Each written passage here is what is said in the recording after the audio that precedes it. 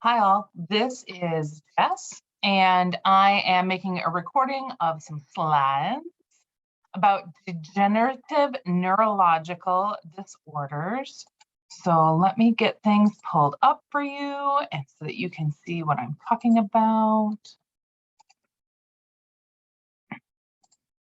So degenerative neurological disorders, there's a few different ones that I'll be talking about here. And I'm actually going to be recording 2 chapters. So I'll be talking about today, between the different chapters, I'll be talking about MS, Parkinson's, myasthenia gravis, amyotrophic lateral sclerosis, otherwise known as ALS, otherwise known as Lou Gehrig's disease, and Huntington disease.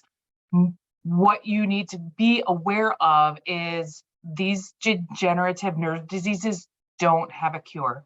And so when we're working with people who have these symptoms and these situations and these disorders, we're going to be reducing symptoms, helping the patient maintain an optimal level of function. But when it comes to the actual problem itself, we don't have a cure for it. There's a lot of psych mental health coaching that comes along with these as well because of that. So multiple sclerosis, otherwise commonly referred to as MS, which I shall be referring to it from now on, is destruction of the myelin, aka demyelination on the nerve fibers of the brain and the spinal cord. So those central nervous nerves, they need that myelin sheath to kind of keep the electricity where it should be, and from going from dendrite through the axon, dendrite through the axon. And people with MS don't have that myelin sheath. So the chronic inflammation is what's causing that myelin sheath destruction. There can be scar tissue left behind, otherwise known as gliosis, and that actually inhibits that electricity that I was talking about. So that dendrite to axon electricity is inhibited by the scars. And at this point in time, we're still doing research as to what exactly causes MS. There seems to be viral factors associated with it. There seems to be immunologic problems, genetic factors, a variety of different things. We just can't put our finger on it in terms of research, but there's lots of research that's occurring to be able to try and do that. So signs and symptoms of MS. They're going to be, because this is a central nervous system problem, you will see weakness and paralysis of limbs, trunk or head, diplopia, which is vision problems, speech problems, spasticity of muscles. You'll also see sensory problems where they have pins and needles, otherwise known as paresthesias, patchy blindness, blurred vision, vertigo, and neuropathic pain. In the brain itself, Sorry, could you say that again? Siri's talking to me again. In the cerebellar area, you may have nystagmus. That's that rapid twitching of the eye back and forth. That may cause ataxia, dysarthria, and dysphagia. There also are going to be emotional problems that are surrounding this, including fatigue, depression, deconditioning, anger, euphoria, and there can be lots of different side effects associated with the medication. So symptoms of MS include fatigue, problems walking, and this is the percentage of people who report these problems. Speak it up. That's how to read this. So fatigue, walking problems, over 85% of people report those. Bowel and bladder issues at 65%, pain and sensory issues, visual disturbances, cognitive problems, and tremors. So one thing to recognize, my favorite story of all time about patient-centered care is, didn't happen to me. It happened to my friend Bernice. And we were working our way through nursing school, and she was at a different facility than when I was at. And one of her clients was in long-term care for MS because she was unable to, because of her different problems, was unable to perform her ADLs and care for herself. So she was in long-term care. And a lot of the other patients that Bernice was caring for that day had problems with being hard of hearing. Notice that I haven't talked about hard of hearing as a symptom of MS. It is not a symptom of MS. And so when Bernice came in with her hard of hearing voice to the MS, the client with MS, she quickly told Bernice that she was not hard of hearing, she just had MS, and to please lower her voice. So we need to be aware that there are lots of things that are going to be affecting these people's lives, but there are some things that are not. So when it comes to MS, when we're going through the assessment process with these people, we're going to be doing a thorough history and physical, thorough H&P, where we need to realize that sometimes there's onset is gradual. It's not like instantaneously all of the myelin sheaths are gone on the central nervous system. And there may be vague signs and symptoms. So what we may do is we may put in to some telemetry for the brain, otherwise known as evoked response testing. Excuse me. So what this does is it monitors the brain waves. It's my understanding of this is it happens on the scalp. It does not happen like, we do not put the electrodes directly on the brain. We can also do a CSF analysis through a lumbar puncture. And then CT MRI is used for these particular people. And it's used a little bit later to evaluate any sort of sclerotic plaques. And if a person is having some sort of signs and symptoms where they're having discoordinated movements and they're having vision problems and all sorts of things, I want you to maybe hit pause here for a second and think, what else could a CT MRI be ruling out when we are coming into these particular situations? All right, now that you've hit resume, multiple sclerosis, you need to make sure that when you have an understanding of this, there is no cure. And so these particular people will have relapses and remissions where they'll be really great for a while, and then they'll hit a relapse time, and where they'll have major signs and symptom flares. So our main focus when we're working with people with MS is symptom relief, where we're treating that spasticity, we're treating the chronic pain. A few things that we may be using for them is ACTH. Sorry, I know you might be having some endocrine traumatic memories here, but we will be using some corticosteroid therapy, and we may be augmenting their ACTH with some prednisone, with some solumedrol, otherwise known as methylprednisone. What those two items do, the corticosteroids do, is reduce edema and inflammation at that site of demyelinization. We may be using immunomodulators such as beta interferons. Those are given sub-Q or IM. What those do is they change the immune system, aka immunomodulator. Like I said, we can be using some corticosteroids for acute signs and symptoms. We can be using muscle relaxants. We can also be using exercise, especially water therapy is hugely beneficial for these particular people. And then we're going to be encouraging them to have a high protein diet with lots of vitamins and minerals. So high protein, high fruits and vegetables. Will also be for nursing interventions in addition to medications. We will help the patient identify and avoid those triggers. Remember, I said that this is a waxing and waning sort of thing. So they'll have these periods of remission and then they'll have a relapse. If it's caused by a trigger, let's figure out what those triggers are and help avoid them, right? There will be a fair amount of anxiety and psychosocial needs that are associated with this particular diagnosis. And so they will need some support, whether it's from us, whether it's from support groups. Their caregivers may also, and the important people in their lives may also need some support as well. So we need to be prepared to be able to help people with that. We are going to encourage them to avoid fatigue, avoid extremes of hot and cold, and exposure to infection. Remember on the last slide, we were talking a lot about steroids. Steroids are immune system blockers, and we also were talking about immunosuppressant therapy. So exposure to infection is really, really bad because of all of the different medications they're on.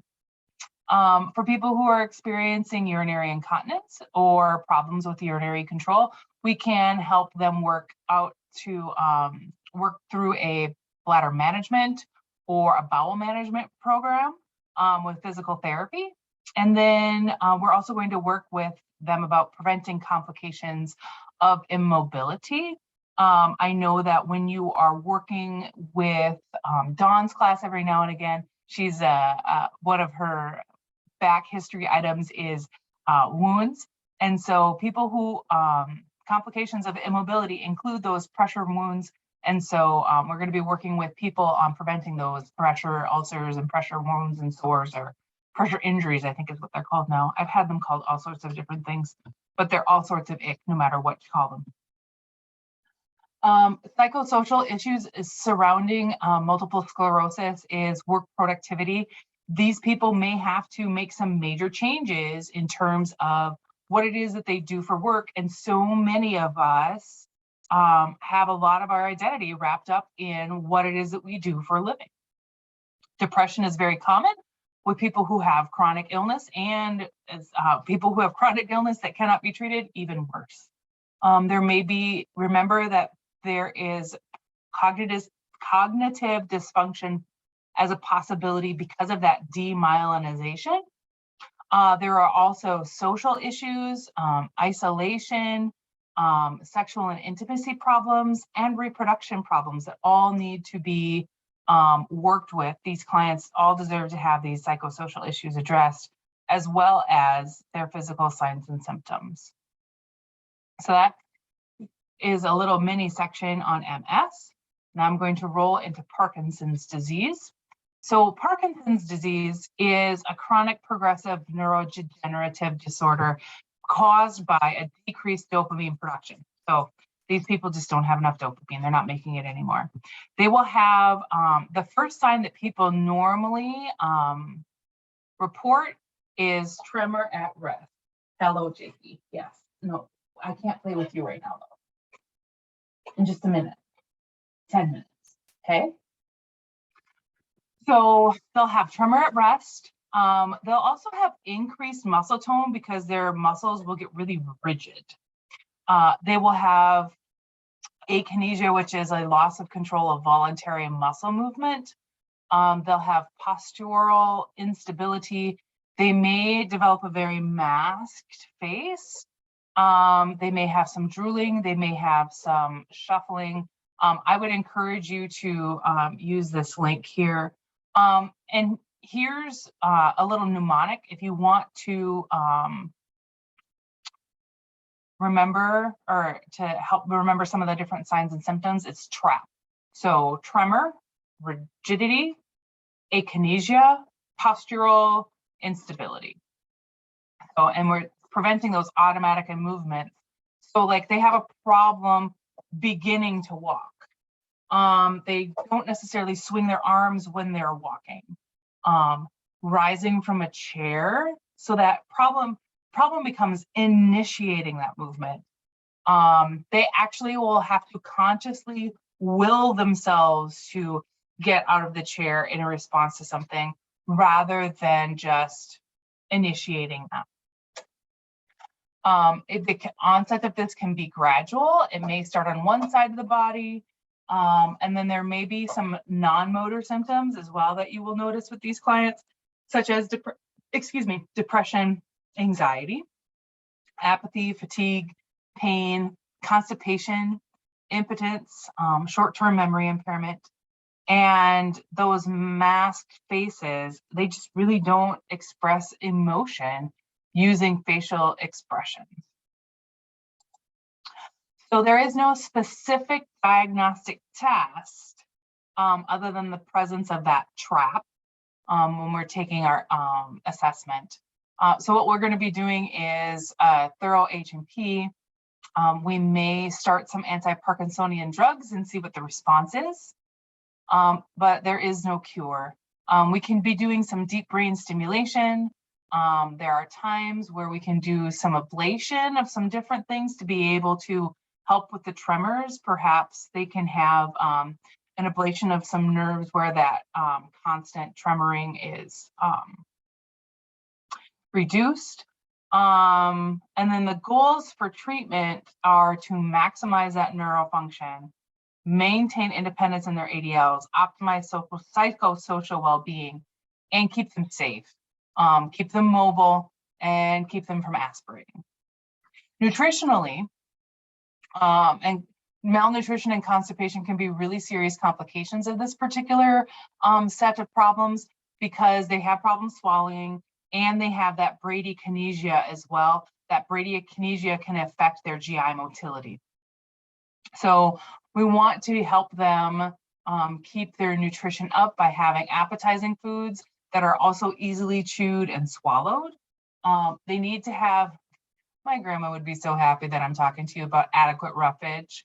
You need to have some roughage in your diet, high fiber foods and fruits to be able to keep things moving.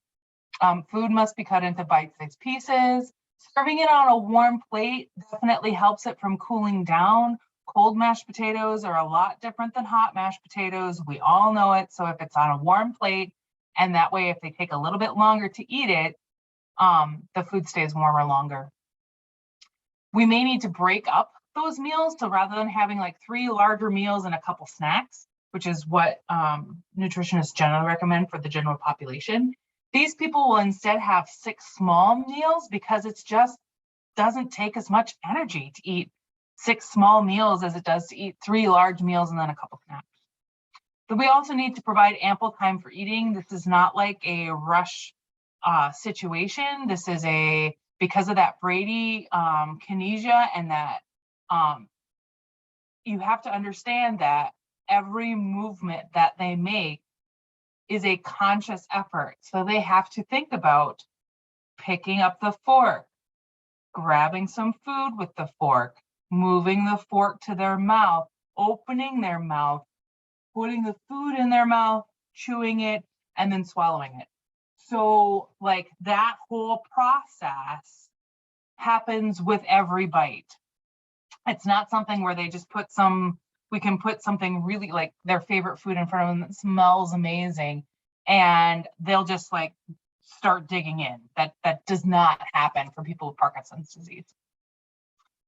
As far as medications, we will be using dopaminergic or anticholinergic medication. So one of the most common ones that you'll see for people with Parkinson's disease is carbidopa, levodopa. It's a combination drug that's otherwise known as, the trade name is Sinemet. It's the most common. With this particular one, the effectiveness can wear off. The body will develop a tolerance to it, so their dosages may be changing. Another common medication is Mirapex, otherwise known as Requip, bromocriptine. This may be required, or this may be issued first, but we do need to monitor them for orthostatic hypertension, and it can cause severe headaches. There is an anticholinergic called benztropine,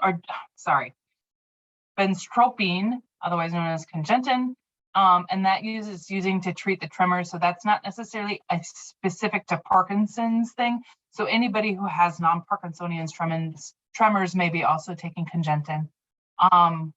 But here's the deal.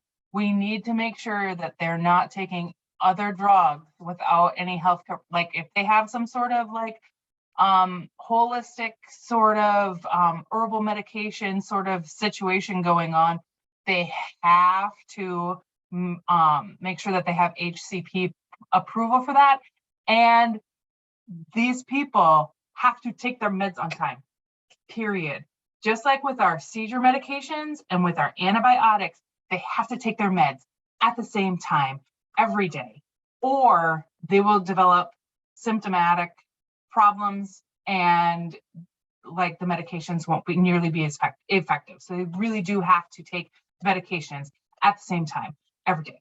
So when you have a person on your, if you're in acute care and you have a person that you're doing or any person that you're doing medication administration for, whether it be acute care, swing bed, or long-term care facility, these people have to have their meds on time every day. Possible nursing diagnoses for people with Parkinson's disease include impaired physical activity related to we can totally see this, right? Related to rigidity, bradykinesia, akinesia, and postural instability. Imbalanced nutrition, impaired swallowing, and impaired verbal communication. So these particular people, they need a little bit more time to be able to accomplish things because of that problem with initiating movement, as well as other problems. So as you can see here, that initiating the movement, the nutrition problems, the swallowing, and the impaired verbal communication all happen because of that difficulty in initiating voluntary muscle movement. I'm going to stop sharing. I'm going to stop recording. The next recording, chapter 2, we'll be going through the rest of the slideshow. But it is nice to have a break for me after I've been talking to you for about 20 minutes. So I will see you in chapter